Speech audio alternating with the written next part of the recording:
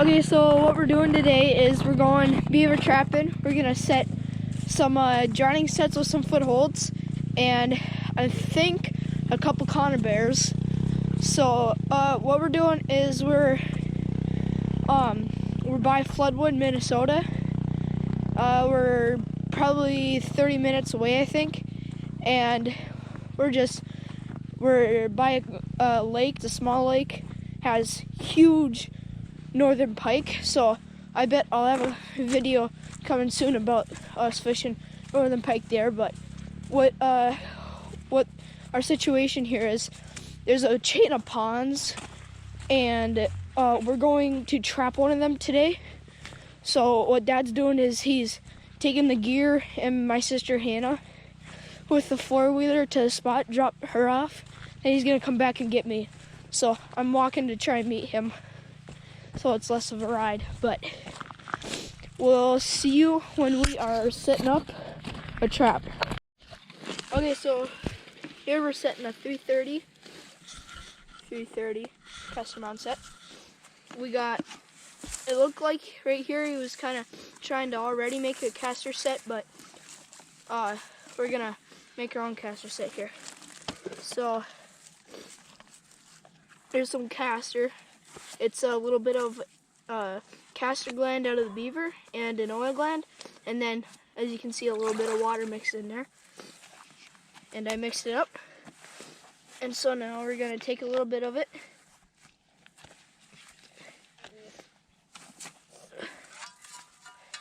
right there, juice, stick this stick right there so he gets the full effect. And when he smells this, he's gonna think, oh, another beaver's trying to get in my pond. So he's gonna come check this out. But lucky for us, we got a 330 conibar here ready to whack him. So he had a run going here from in the summer. He'd come up here, go chew down his trees, do his business. So now we're gonna use his run, and we're just gonna stick a 330 here. And hopefully when he smells this, he's gonna come up this way, and we'll have a beaver floating in 2 days. So we'll see you when we're setting on another set. Okay, so this is another main run of the beavers. He goes up here, and we got a castor mound, and this is a foothold castor mound. I don't know if you can see, but the jaw, you can kind of almost see the jaws of the trap there. But we got a bridge of number 5 down there. And so, same as the conibar, he'll think, oh, somebody's trying to take over my pond. So he'll come up here, hit his chest on that ground there, drop his feet, hopefully right on that pan. And then, first instinct, he goes right to deep water, because that's a safe spot in the pond, in deep water.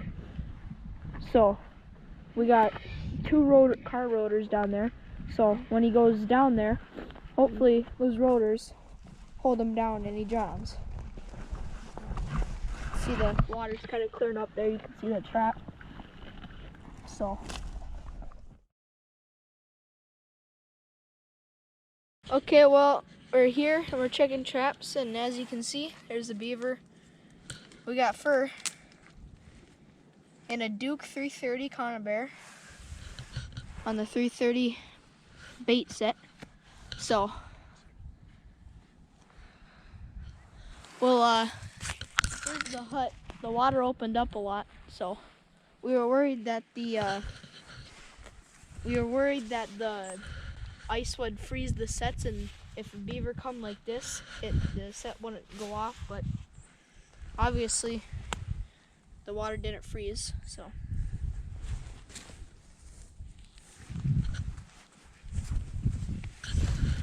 pull them out.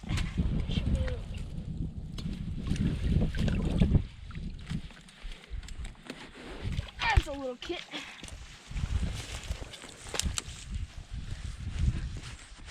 It's got tiny teeth.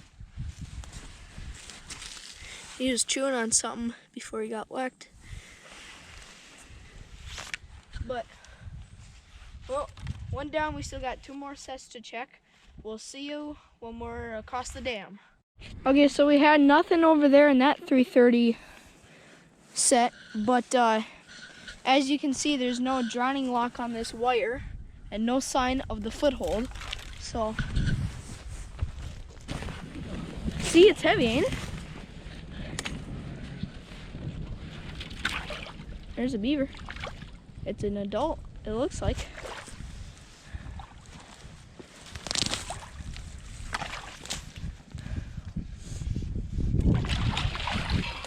Foot catch.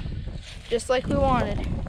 And a brand new Bridger number 5. Ain't even rusted.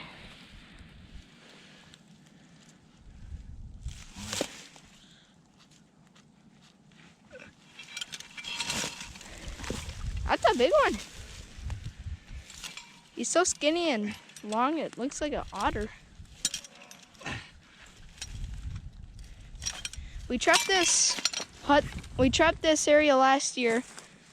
The runs over there on the house are just too deep to really get to put a 330 down.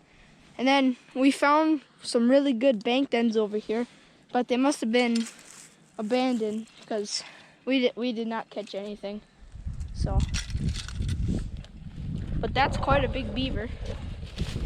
Okay, so we pulled all the traps from that pond that we just trapped. That's where we got the big beaver and the small beaver. And we're not gonna trap it anymore until maybe next year, because these beavers, they aren't doing any harm to anybody. So we're just gonna catch a couple at a time and then over spring let them raise their young, and then we can maybe trap a couple more out. But here's what we got. We were using Duke 330s, and we have a couple Blyles, but we figured we might as well use some Dukes. But here's the footholds we're using. Right here we have the Bridger number 5, and right here we have the MB 750. So the MB 750 is made in Minnesota, right? With Minnesota traps or parts.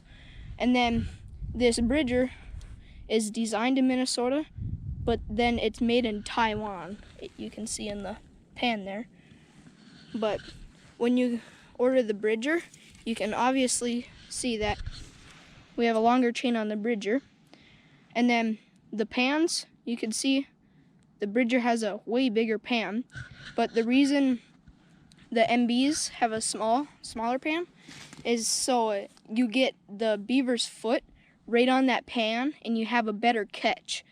You have a better chance of him not ripping out of that trap. With this, you have a bigger surface area, so he could get caught over here, or right in the middle. So those are the 2 footholds that we're using, that we just used in this. The MB we didn't use on the pond, but we're gonna go to a different pond now and hopefully get a couple more beaver.